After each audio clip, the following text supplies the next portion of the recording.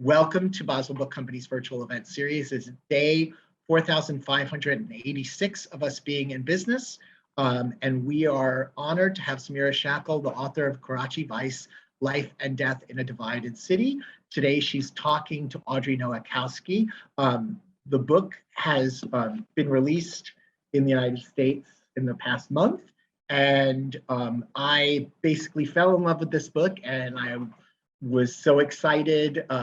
There are things that happen with doing these virtual events, is when you love a book, you can see if the author would be interested in being in conversation, and we had no better conversation partner than Audrey Nowakowski. Of the new book, The Economist calls the debut a moving account of the struggles of everyday heroes and the unhappy metropolis that needs them. Samira Shackle is editor of New Humanist magazine and regular contributor to The Guardian long read. She frequently reports from Pakistan, where she has family, and has spent extensive time there working on the book. She's been twice a media fellow at Columbia University's Center for the Study of Social Difference and was a 2019 McDowell Fellow. Audrey Nowakowski is a Lake Effect host and producer and has also worked at WMSC. She's a graduate of Cardinal Stritch right here in the Milwaukee area.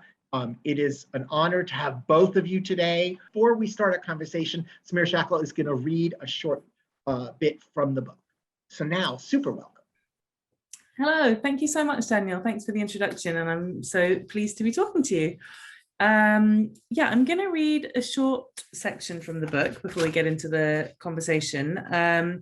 And the book focuses on 5 ordinary citizens in Karachi, one of whom is a crime reporter. So Karachi is a place where there's been all sorts of urban conflicts, and my book tracks those over the last 10 years. And this is just a passage to give you an idea of the kind of world that we're in. So the crime reporter's name is Zile, and this is about his work. Before long, Zile began to recognize the same faces at crime scenes. The moment he got a tip that something had happened, a shooting, a robbery, a political clash, he'd race across the city with his team, navigating gridlock traffic and flyovers to get there fast.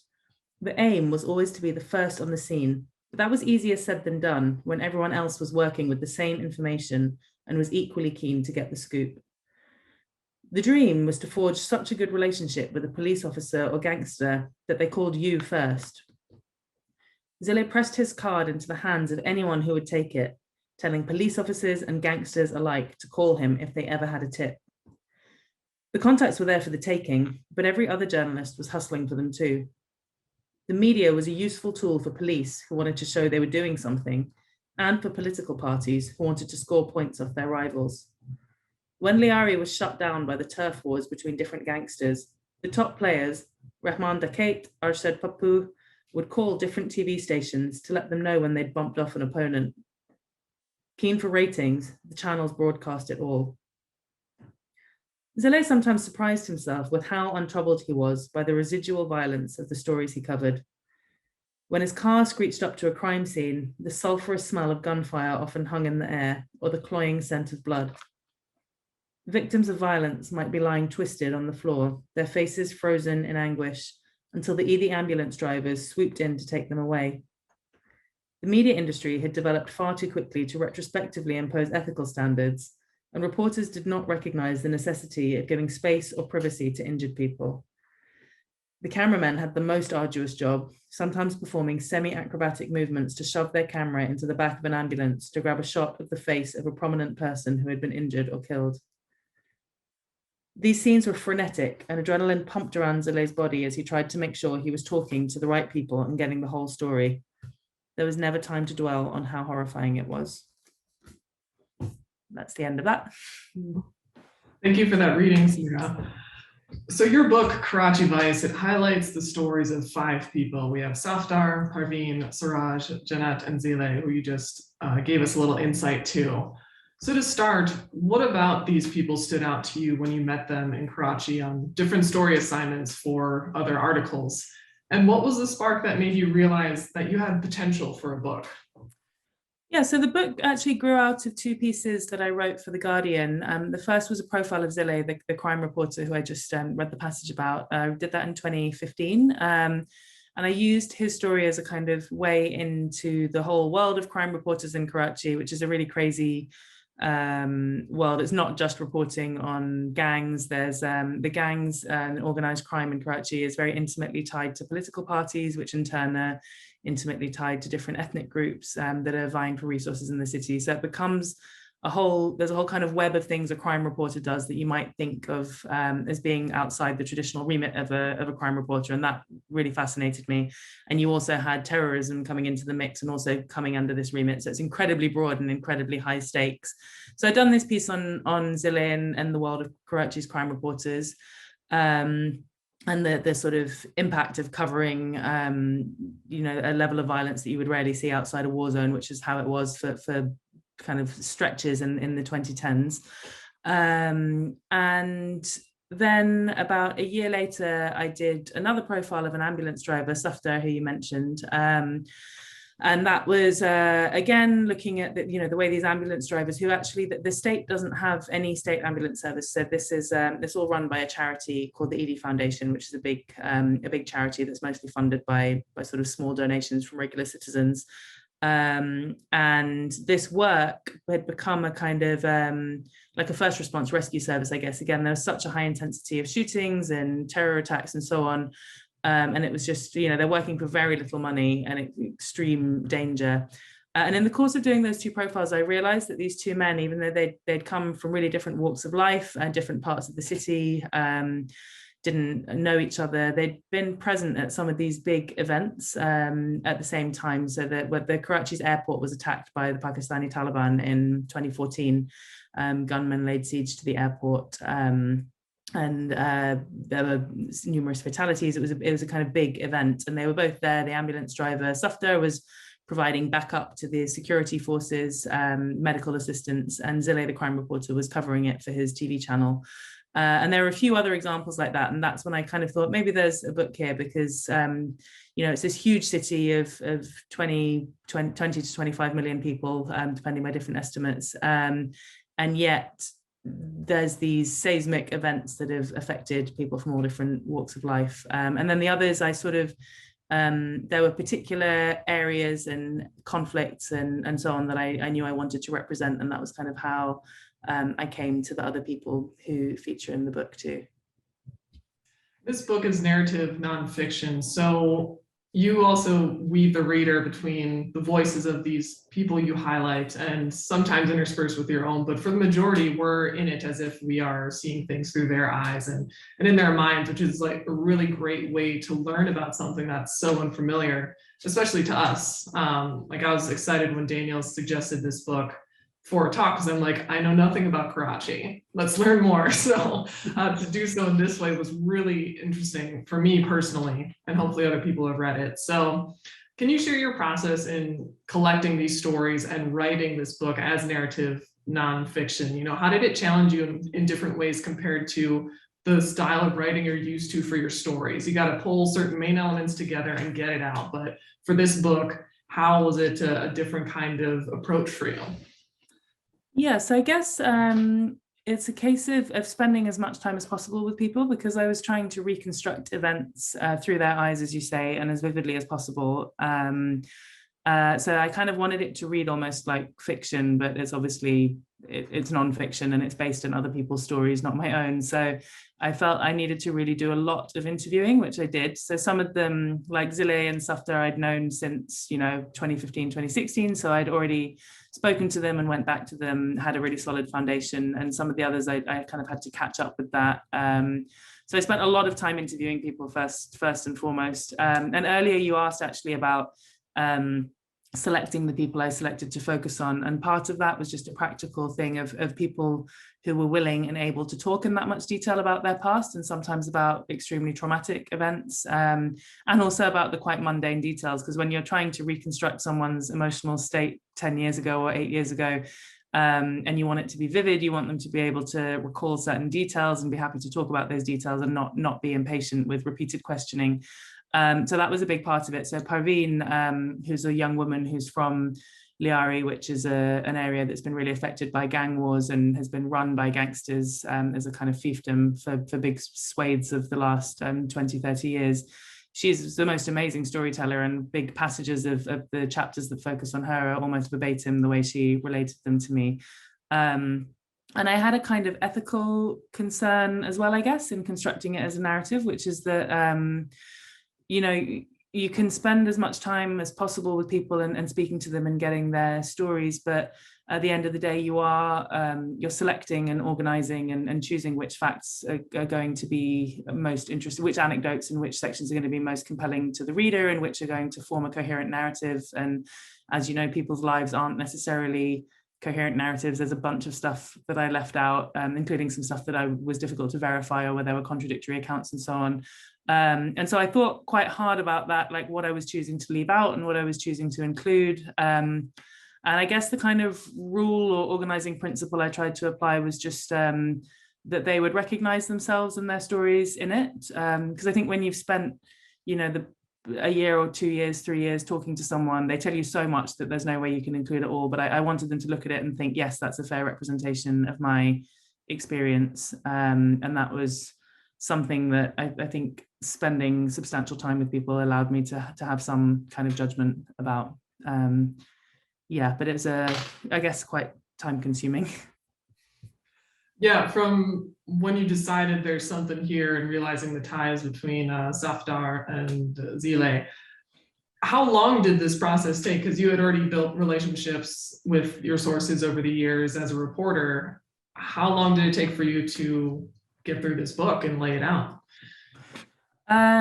So I guess it took me like 6 months or so, just thinking through how a book would work and figuring out which other kinds of stories I wanted to focus on, as well as those two, and write the proposal and stuff. And then from when I got the book deal, I had 15 months till the deadline, and I met the deadline. So that's basically how long it took of dedicated research. But before that, as you say, I'd been reporting on Karachi for the best part of 10 years on and off. So I live in London, but I moved to Karachi for about a year in 2012 to 2013. And since then I've been going back regularly. So I had a basis, and it kind of felt like a continuation of work that I'd been doing for a long time. I wasn't starting from scratch, but yeah, it was about 15 months dedicated work then. As you touched upon, memory is kind of a tricky thing, right? Yeah.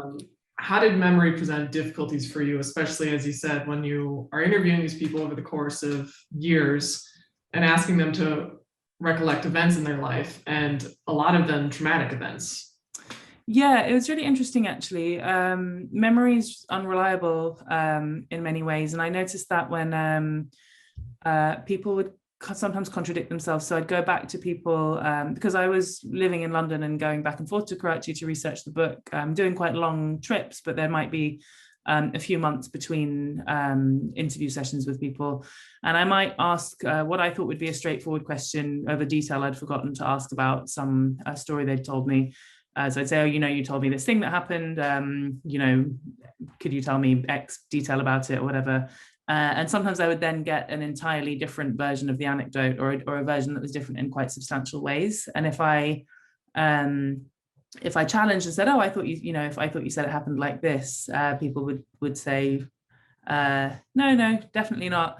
And it's not adversarial. This is someone telling you about their own experiences. Yeah. So you don't want to say, well, I've got tapes actually, and you did say it in a different way. So that's kind of tricky, and that's just how memory works, I guess. Like you don't, we're not computers. We don't have recordings in our head, and we kind of change events around, or we remember, different aspects are more important at different times, or, we're in a positive or negative mind frame, so we remember things slightly differently. So that was really interesting to see, and also really challenging when I was trying to reconstruct things. So I guess what I did was, there are a few things where I went down a real rabbit hole thinking, there was one thing, just an example, Zile had covered the airport attack. And, the first time he told me the story, he said, he'd been driving around on another story with a police officer, and the police officer had taken him there in his car. The second time he said the police officer had been for dinner at his house, and that's why they'd gone in the police officer's car. And it's a contradiction. And, that in the end, I kind of tried to figure out which things can I verify and which things are actually not important, which things are consistent and which things can I leave out if they're inconsistent or can't be checked, and which things can I check with someone else. And that was kind of how I tried to figure it out. Sometimes I'd spend ages trying to think, how can I work out which bit of this, which version of this is correct. And if I couldn't, then sometimes it's not that, you leave out the detail that's inconsistent and isn't important. But yeah, it was definitely tricky for sure, because people are trusting you with their stories, so you don't want to seem like you're trying to catch them out. Right. And in addition to the subjects themselves, I imagine you formed relationships with the people closest to them, family, friends, in order to form that accurate picture of who these people are. What was that process like? You mentioned you have tapes, so I imagine you're recording a lot of these conversations. Was there a translator involved as well? I imagine there's a lot of groundwork to get from point A to here's your script on a piece of paper. Yeah, absolutely. No, I did. I spent time as much as possible in people's homes and with their families and in their workplaces. And I recorded everything. I also did work with a translator. So I speak basic Urdu, but it's not at which is the national language of Pakistan, but not to a professional standard. So I worked with a translator for people who are more comfortable in Urdu. A lot of people speak English as well. So Zile, the crime reporter, I interviewed him mostly in English, but with others, the others were all much more comfortable. I wanted them to speak in the way they were most comfortable. So I worked with a translator too. And then I could follow what people were saying in Urdu, but not to kind of catch all the details. So I would be looking around and making a lot of notes while that was going on. So I had like notebooks full of notes and hours of audio. Getting to know people around the main people I profiled was really important, I felt. So just spending time in the workplaces that I was writing about and seeing them go about their daily work and getting to know family members. And that kind of immersion meant that when it came to checking details, it didn't necessarily have to feel like you're trying to catch someone out. Because I know we talk a lot about kind of verifying and fact checking in journalism, but that's, if you're just a regular person who's not a public figure and you're telling your life story, it's quite unsettling, I think, if you have someone suddenly asking you around to check if you're telling the truth. But if you've been spending a lot of time with the people who are mentioned in that story, you can ask in quite a casual way and it doesn't have to feel like a conflict, I guess. So yeah, that was really helpful. And sometimes even, someone's sister or brother wandering around might just pitch in with some details, or a colleague or something. And that was nice for giving a more kind of 360 picture as well. Yeah. As someone who works in audio, I can appreciate all the work you must have had to do going through hours of things. It was a lot of audio. At one point, I even got my mum's from Karachi. That was where my interest sprung from. But I at one point had my mum transcribing and translating audio for me. So. A whole family project. Yeah. In many ways. So one big thing that stood out to me going throughout all 5 people's stories, and just a common experience of living in Karachi. It's massive, right? But depending on the areas that you're in, trauma stands out as a collective experience, from seeing dead bodies in the street, the level of violence that's almost constantly around you, frequent terror attacks, gunfire. How did your different subjects react to sharing traumatic events in their life? Is there a collective understanding that they've been through so much trauma, or is this just the normal and they don't recognize it until after the fact, or until after you're asking them to recollect something in particular? Yeah, I think definitely the latter. There's not that much collective reckoning with trauma. And I think as a city, and probably as a country in Pakistan, but particularly in Karachi, there is a collective level of trauma because there's been such a high level of violence. And in Karachi, even if you're not lucky enough not to be directly affected by the violence, which I should say has drastically improved in the last 5 years or so. That's something I detail in the book, is the kind of crescendo of this violence, and then the sort of police and army-led crackdown that's reduced it. But that level of violence was really so extreme that it's kind of in the background for everyone, even if you're in one of the more affluent areas and you're able to insulate yourself from the threats a bit. So it's, as I said, there was terrorist violence, there was gang violence, there's political violence, there's ethnic violence, and it was all kind of happening in different bits of the city, and it's a huge city. So something, there could be a running gun battle in one area that while others continue completely as normal.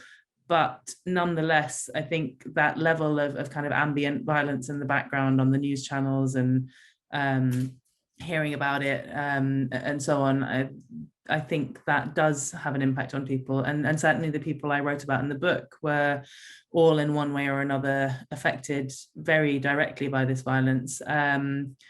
And it's something, I mean, when I first started on the profiles I wrote of Safdar and Zile back in 2015 and 2016, I was struck by how kind of fine they seemed about all these things that they'd seen and been through. I mean, extraordinary, covering, you know, multiple suicide attacks in a week sometimes. Or Zile was, at the time I was profiling him in 2015 when the police crackdown was going on, he was going out with police officers nearly every night, because the crackdown involved a lot of extrajudicial killings, and kind of going in with police when they were just shooting dead at point blank range, alleged terrorists and gangsters, and with very little evidence. And he was completely desensitized to this. I mean, I got added to a WhatsApp group for crime reporters in Karachi, and every morning it would just be close-up pictures of dead bodies, of people who'd been killed by police the night before. It was a crazy level of exposure. And then as I spent more time with them, I realized they weren't fine at all, obviously. And as you say, sometimes it's once the intensity, what I guess you can't experience post-trauma while you're in the trauma. But with Zile, it manifested as a complete kind of addiction to that, that kind of lifestyle and that kind of adrenaline rush and danger. And he was someone who's on a Taliban hit list. His life's been severely prescribed by his work, you know, really limited. And he is really hooked on it and is quite unhappy now that the city's safer, actually, because he's finds himself bored and anxious and sort of seeking that rush in a way. And Safdar is someone who, you know, he laughs and jokes and he talks about things, and then you kind of notice actually that some things are really difficult to talk about, or he doesn't want to go into it. And once he said to me, you know, memories are a prison, I just want to focus on the future, which I found quite telling. And he and Parveen and Liari, she spoke so openly about everything. And then I realized when we were going around the area together that just there were certain places she didn't want to go to because they reminded her of things that had happened. She'd spoken a lot about her childhood home, and I'd asked her to take me there, and I didn't even cross my mind it would be an issue because she, you know, so readily agreed. And then we got there and I saw she was shaking, and she said she'd not been back there for 10 years because it was too upsetting to go there because of all the things. Her house had been occupied by gangsters at some point, and she'd come back to find dead bodies all over the place. And it was deeply traumatic, and it was quite geographically contained. So I think for different people, it would come out in different ways, often related to a specific event that stands out or a specific place. And I think there's a lot of reckoning to be done about it. And I think policy-wise, the government just kind of wants to move on and forget the bad stuff ever happened in a way, which maybe is a common response. I guess it's easier than grappling with it. Yeah. What about Siraj and Jeanette? Yeah, so Siraj also, he's a map maker who lives in Arangi town, which is an area that's been sort of beset by ethnic violence, one particular ethnic conflict between two ethnic groups. And he's a sort of urban, a social architect is how he describes himself, or a community architect. And the work sounds quite, you know, like it would be quite mundane in a way. He sort of maps unregularized areas, settlements that have sprung up without planning. But it was extremely dangerous because that brings you into conflict with land mafias and real estate mafias who sort of have all sorts of illicit dealings over the real estate and the basic resources like water. And his colleague and mentor was murdered in 2013. She's called Parveen Rahman. She was a public figure. And when he was telling me about this, her death, he is a guy who's very sort of quite straightforward, really liked talking about his work, didn't really talk in an emotional register. He just stopped as he was talking, and he just pulled up his shirt sleeve and showed me he had goosebumps all over his arm. And that was, you know, 6 or 7 years after it had happened.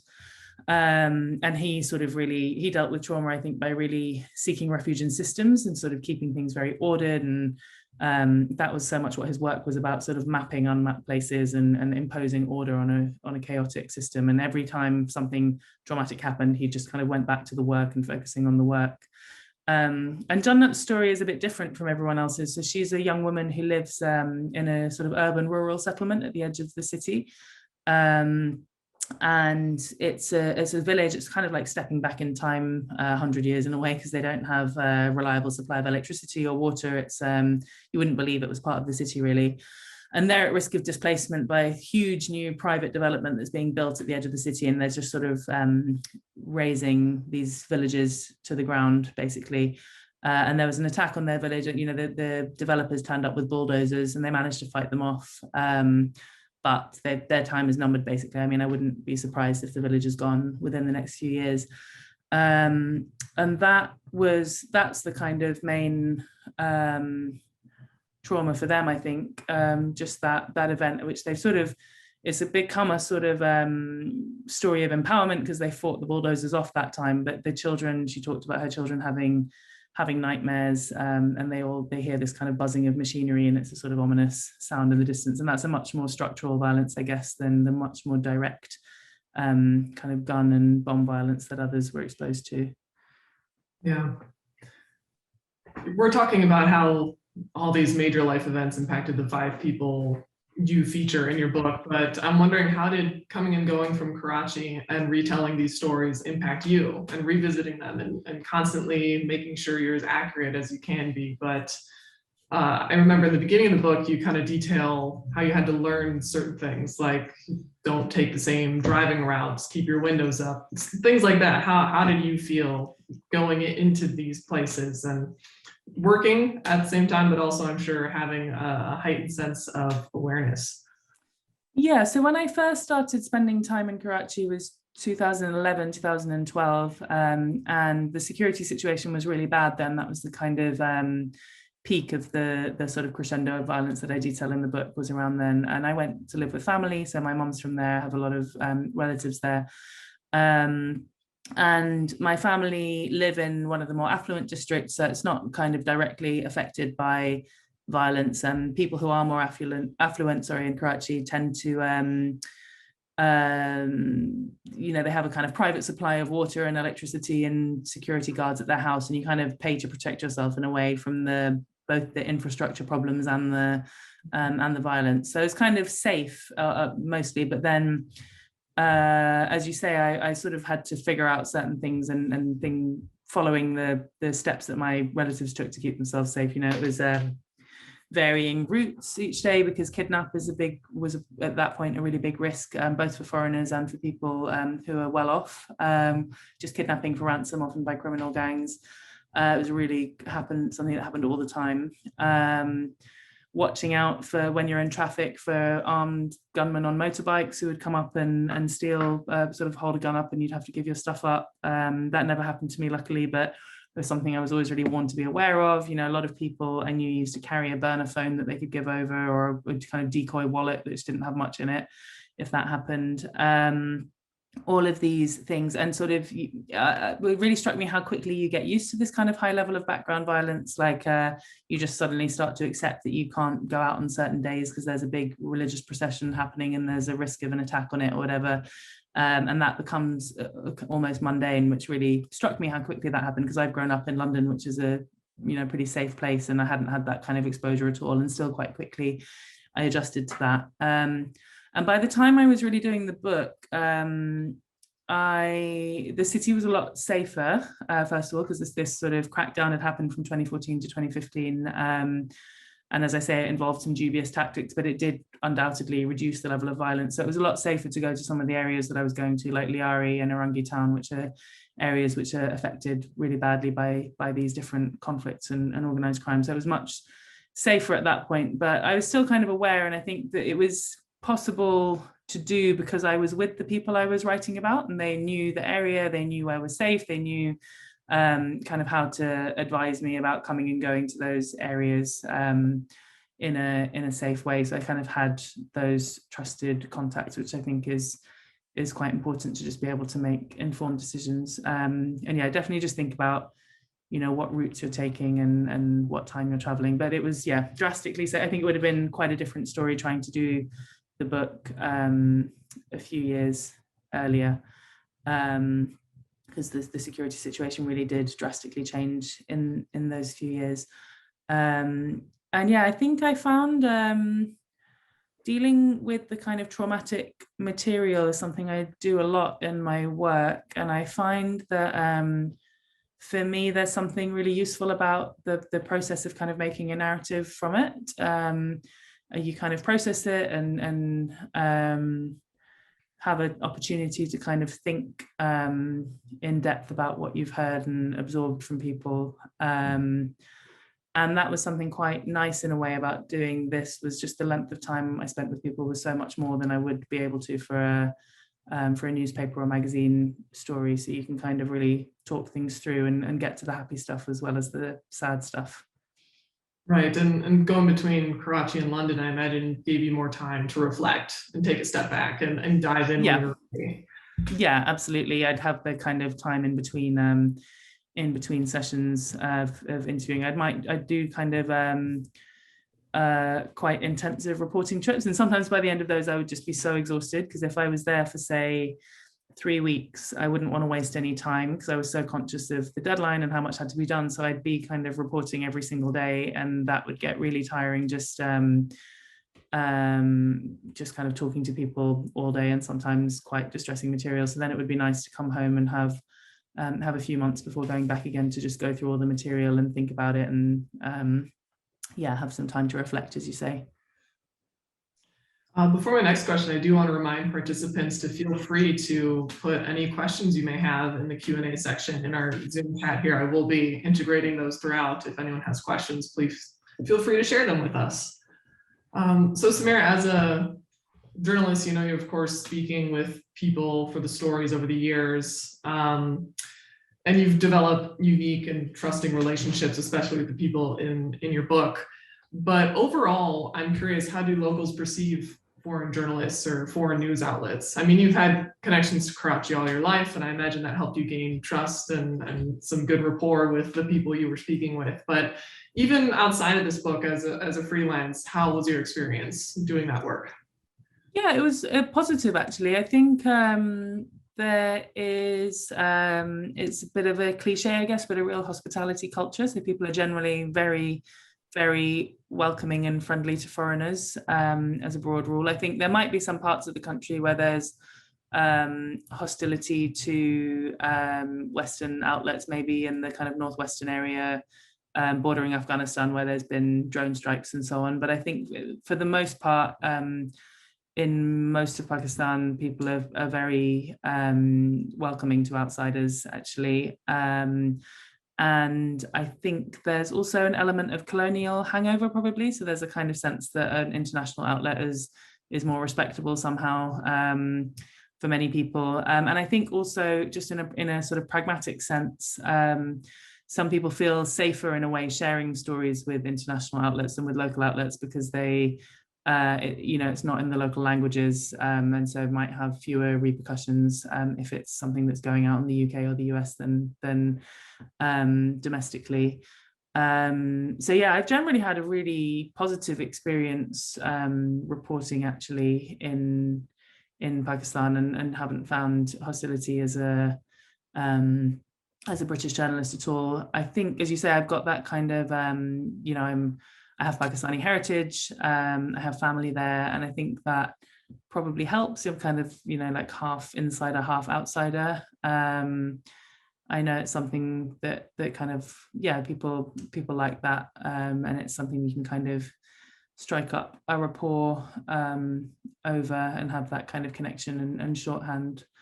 Yeah, but broadly, it's actually a really nice place to report, because especially Karachi, actually, it's something, you can kind of have a kind of vibe to a place. And while there is this, there's obviously this, there's been this high level of violence over the last few decades, there's also, there's a real kind of dark humor that I find really appealing. And it's a place where people really tell a lot of stories, it's like lots of raconteurs and storytellers, and that's very appealing as someone who also wants to tell stories. Well, I think it's also a testament, like even the example of the EID Foundation, that that is their ambulance force for the whole city, and it's entirely volunteer based and funded by, quote, normal, regular people who might not have money to spare in a lot of other places. Yeah, which is extraordinary because I mean, I spend a lot of time in the ED office, and there really are people, not rich people, kind of walking by each day, kind of dropping off small donations, and that really powers the organization, which runs all the ambulances pretty much. There's some other similar smaller charities that are supplementing it now, but that runs the majority of the ambulances in this enormous city. And that's one of the things that I really wanted to showcase in the book with the people that I wrote about. You know, I mentioned earlier that the way that this kind of high level of violence can become, you know, sort of folded into the background of life quite quickly. But it's not just that the people who I wrote about are kind of getting on with their lives. They're all in some way striving to make an impact. Particularly Siraj, the map maker, Parveen, who's the young activist and teacher from the gang-ridden area, and Safdar, the ambulance driver, incredibly civic-minded, not well off, not, you know, actually from quite socio-economically deprived backgrounds in some cases, and incredibly civic-minded and striving to make things better for their own communities, their own areas, for the city. And it's a level of bravery and kind of public mindedness that I found quite awe-inspiring, actually, because I can well imagine that faced with similar circumstances, I might want to just keep my head down and keep myself and my family safe and not put myself in the firing line quite directly in some cases. I mean, not metaphorically in the firing line, really kind of putting oneself in a lot of danger because they felt and feel a kind of sense of ownership over their communities and their cities, and want to improve things. And I think actually, you know, you mentioned we started this talking about the EID Foundation. There's such an emphasis on charitable giving in Pakistan. It's quite amazing. So everyone, no matter how poorly off they are, will be giving to someone else, more or less. And that's, I think, one of the things that keeps a place like Karachi, where you do have very fragile state institutions and gaping holes left by the state in terms of basic provisions and infrastructure. I think that's how a lot keeps going, in a way, is that kind of emphasis on charitable giving and sort of community mindedness. Speaking of kind of all these gaps that people are kind of forced to navigate and fill, I forget the exact stat off the top of my head, but correct me, is it like a 50,000 or less police force for the whole city? Yeah, oh God, I can't remember now either, but yeah, it's a tiny police force. Miraculously small for the 20+ million, right? And we have an audience question kind of along these lines. They asked, do people have any legitimate recourse when it comes to dealing with crime in their neighborhoods? Does it depend on the type of crime, finding legitimate police officers, paying off the correct person? That's a really interesting question, actually. So the police force, as you said, is really tiny for the population. It's also the police force, they're underpaid and undertrained and very open to corruption because of those factors. So a lot of people don't have a lot of faith in the police force, basically. So I think that's why in certain areas, I mentioned Liari, gangs have been able to take over. So they kind of offer a kind of rough justice at certain time periods where the gangsters were completely running Liari. Crime rates actually went down, interestingly, because they kept the sort of dirty business out of the area and sort of enforced that, and that allowed them to keep the backing of much of the local population. So there isn't a huge amount of faith in the police, and there isn't a huge amount of recourse to justice. And so that was also seen, I think, with the crackdown that I mentioned that came from 2014, 2015. That was led by, there's a paramilitary force called the Rangers, which sort of sits in between the army and police. They do a lot of like urban operations, and they're seen as less corrupt than the police. And they sort of led this operation with the police backing it up. And again, that operation has really brought crime down overall, because they just basically killed a lot of gangsters and terrorist groups and chased others out of the city. But it was a really there wasn't much due process there. And a lot of that, I mean, I've sat in police stations where people have have talked quite openly, police, about carrying out extrajudicial killings. And when I've challenged them on it, they've said, well, the court system doesn't work and we can't keep people in jail. So, if you have someone who you know is a gangster or a terrorist in front of you, you kill them, or you're sort of accepting that they're going to go free. So that's what we do. And they're very open about that. So it's a kind of trade-off in a way. So a lot of people have been happy, regular citizens have been happy with that trade-off, that you have this kind of, to my mind, quite shocking level of police and army-led violence, and which has been indiscriminate in certain areas, and has certainly, as I write about this towards the end of the book, kind of caught innocent people up in the dragnet for sure. But it's it's sort of brought a bit of security back to the streets too, and some people are sort of okay with that trade-off. But no, I think if you're a kind of person who's not influential or well off, you don't have much recourse to justice, really, is the honest answer, which is sad. The whole kind of weighing the better of two evils, or just kind of compromising, if something comes from this, does it matter where the money comes from? Like some of the issues, especially with the land grabbing and the mapping, does it matter where the money comes from if the community benefits, like when Parveen was fundraising or like that. One person I want to touch upon a little bit more is Zile, and it struck me how, even though he's a crime reporter, how that intersects with politics so much. Like crime and politics are kind of the same beat, whereas a more Western approach kind of separates beats pretty finitely.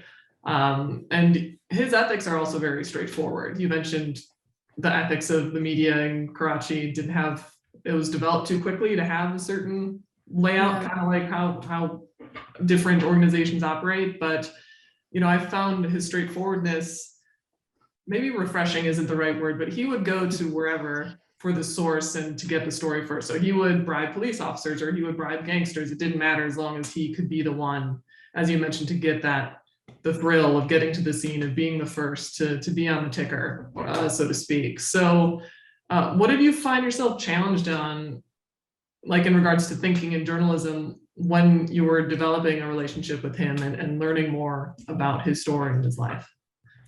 Yeah, I think he was definitely the most, I mentioned that the others were kind of trying to make their communities better or do something for the city, and Zile is definitely less driven by that, that kind of urge. He's sort of addicted to the thrill and wants to be the first at the scene, and has these quite slippery ethics in a way, that he sort of some crime reporters have a rule that they won't talk to gangsters and that they'll get their stories solely from police, and he sort of talks to everyone, which got him into some difficulties sometimes, having these close relationships with gangsters and with police and so on, and sometimes kind of really, because his work is his life and he's so immersed in it, really kind of treading the line.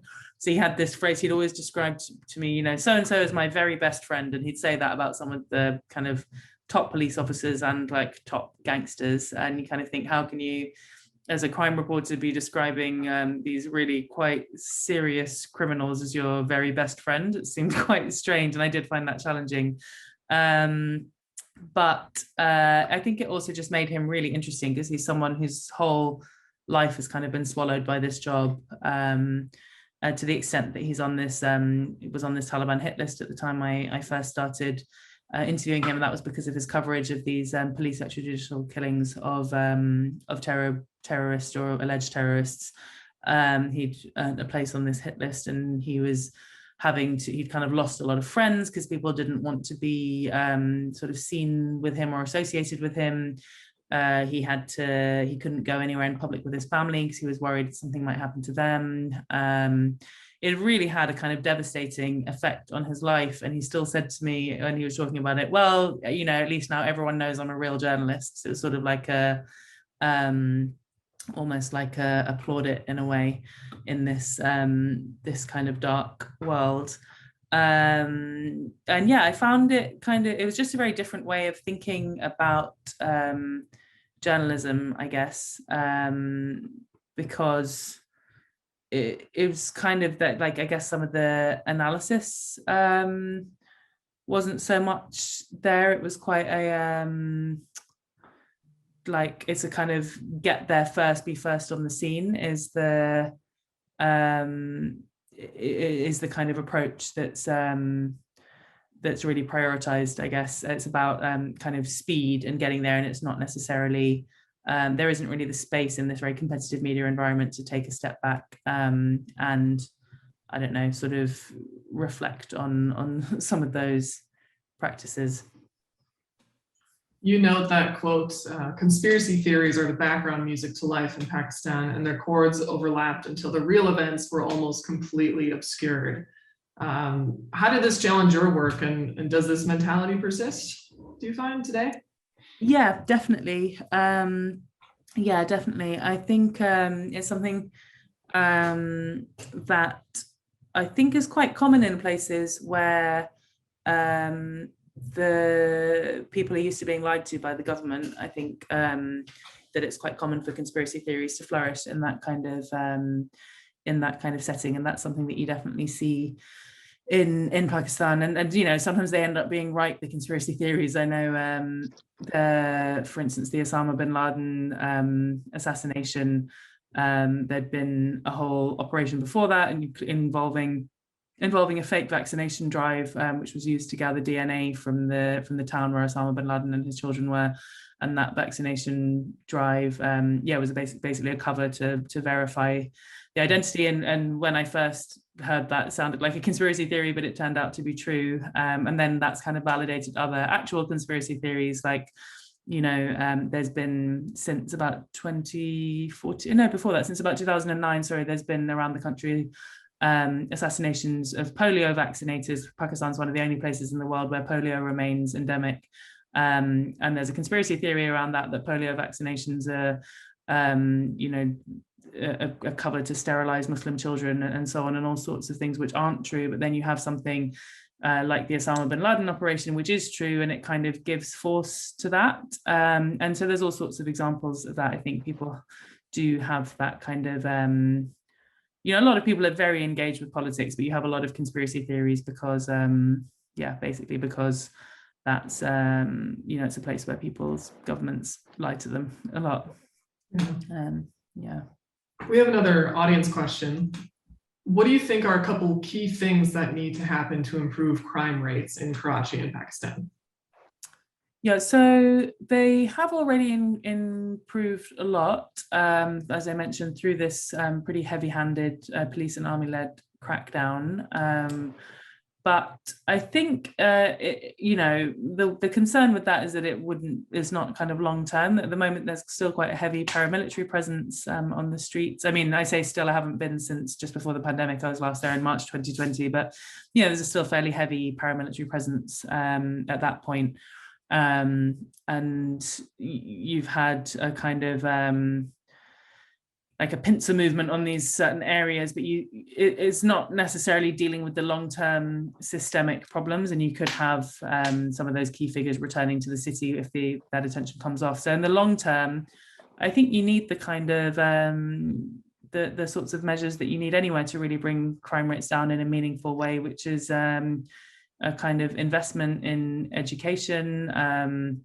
There's high levels of unemployment and economic deprivation, kind of measures to help with that, and probably a more kind of, I think, a more functioning state, which sounds like quite a big aim, but one of the big issues in Karachi is the sort of criminal control of, and I say criminal control, it's very intimately tied to official bodies and political parties, but of basic infrastructure like water and electricity and so on, becoming sort of currency for criminal gangs. That's such a big problem. And we talked earlier about land grabbing, such a big problem that has a devastating impact on so many people. And yet it's so intimately tied to politics that it doesn't meaningfully ever go away, because there's so much, there's a kind of, the people who are in power have no incentive, and then sometimes are actively gaining from these criminal enterprises, so it's not going to go away. So I think until you have that kind of real strengthening of state institutions and routing out of corruption, it'll be really difficult to see it meaningfully change. But in terms of street crime, that has really gone down already, and that's been with just more heavy-handed policing and a more heavy army presence, paramilitary presence on the streets. That's kind of reduced things quite a lot in Karachi in terms of street crime, and like kidnapping and the things I mentioned earlier. That's all really, really reduced since 2015. Mm-hmm. Yeah, on the note of how some things are weaponized, one thing that's really stood out is that water is as valuable a commodity as heroin in the way it's unregulated, bought, controlled, distributed. Yeah, absolutely. There's huge, the terrible water shortages, and that a lot of it, so Parveen Rahman, who I mentioned, who's Siraj's mentor, was murdered in part over her, or it's suspected that it was in part because of her work tracking illegal water hydrants, which where water is being siphoned off and then sold back to people at extortionate rates. So in big areas of the city, people get barely any running water from their taps, or they might get it for a couple of hours a week or something, and then it's being illegally siphoned off and then sold back to them in tankers for really extortionate prices. So you have people in already really deprived areas spending sometimes half their monthly income on water for the family. And that's water to shower with and wash your clothes with and everything, not just water to drink. And so that's a really huge problem, and it's something that even with the reduction in street crime hasn't really meaningfully changed. You've still got this kind of trade in water, and it's because it's talked about as a water mafia, as if it's a kind of separate entity, but in fact, as Parveen Rahman's work showed, the social activist who was murdered, it's very intimately tied to corrupt officials at the water boards and to political figures and so on. And there's a lot of people profiting from that criminal trade in water, but it makes life extraordinarily difficult for many people. And even the wealthy have to pay for their own private supply of water. People have water tankers in their house, or people dig wells or boreholes so that they have their own kind of supply. It's something that I think takes a lot of thought and energy for lots of people, just thinking how they're going to secure their water for the month.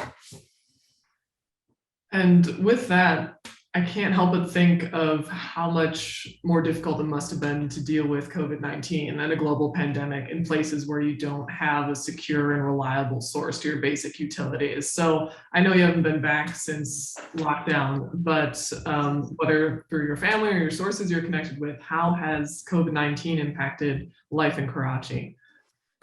Yeah, it's a good question. I think that they haven't been quite as badly hit as you might have expected for such a densely populated place. There's obviously been waves of it. When I was last there, I was there in March 2020, soon after they'd had detected their first cases in the country, and I came back to London just a week before we went into our kind of first national lockdown in the UK. And in Pakistan, there was a lockdown, but they quite quickly, the government said that basically it's a poor country, poverty is going to kill more people than the virus is. So they kind of kept quite a bit running with the advice to mask and so on. And that's kind of where it went. I think undoubtedly lots of people's livelihoods were really affected, but life kind of went on quite a lot. I think you had a real, again, as with everything, socioeconomic split. So it's much more affected people who are forced to go out to crowded marketplaces and so on to do their work than it does the wealthy. But I think everyone was kind of affected because you do have overstretched basic services and hospitals and supplies and so on at the times when the case rates were higher. I think that was a real worry, just trying to secure hospital space and so on. But yeah, it's kind of carried on to an extent without the kind of drastic national lockdown that you saw in somewhere like India.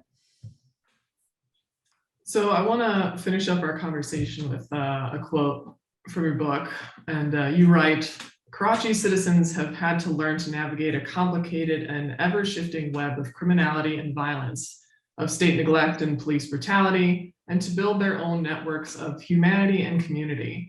This is the front line of global urbanization, and it's most unforgiving. So with the 5 people that you highlight, Safdar, Parveen, Siraj, Janat, Zile, how do you hope readers view Karachi after learning about it through their memories? Yeah, it's an interesting question.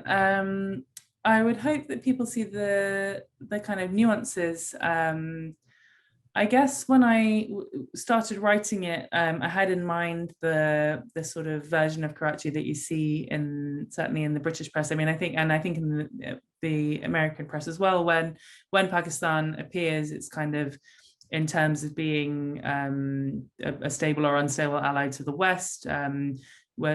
Being a haven of terrorism and so on. And while I do write about terrorism and violence and the things that people might associate with Pakistan, I also really wanted to highlight the kind of heroism and bravery and day-to-day lives of people, and kind of go beyond that image that people might be familiar with. And so I hope that people would see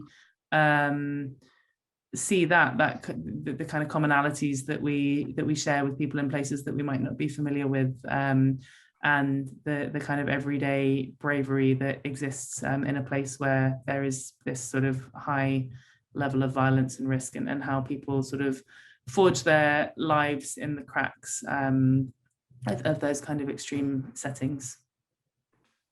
Well, it's certainly a very powerful book that was not just interesting, but riveting at times. And I learned a lot, and I hope many other readers do as well. But Samira, thank you so much for taking the time to speak with me in conversation today. I know we have a time difference that we had to sort out, but I'm so glad that you could make this work. It's been a pleasure to talk to you. Thank you so much, Audrey. It's so great to talk to you. Just forget, we do have copies of Karachi Vice available for sale. I want to thank Audrey Nowakowski for a wonderful job. We love Lake Effect and WUWM, and we're grateful for that. And also in everyone who joined in. And we wouldn't have a bookstore without you. I hope to see you at another event. Thank you to Samira Shackle. Looking forward to your future journalistic endeavors. Book or short. Great. Thank you so much for having me. Good night. Bye, everyone. Bye. Yeah.